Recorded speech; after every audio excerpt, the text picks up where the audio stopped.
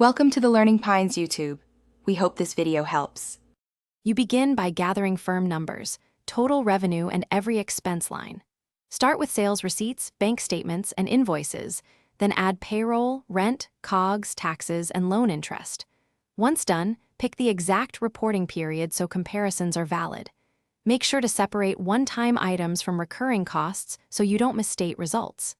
This clarity speeds the math and prevents double counting. Now you're ready to convert those entries into the operating picture.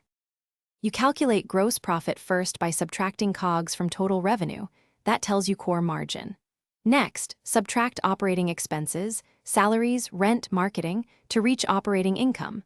Then add or subtract non-operating items like interest income, interest expense, and one-time gains or losses.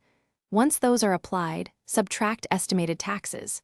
At this stage, you're comparing final figures. A positive number equals net profit, negative equals net loss. Make sure to verify each line so your conclusion reflects reality.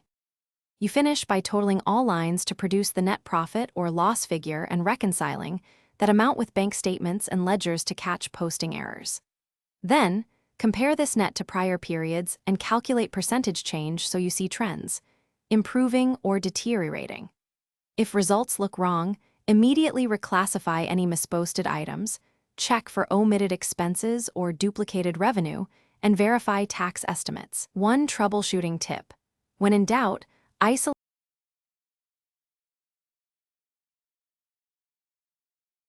Thanks for watching. Consider subscribing if we helped you.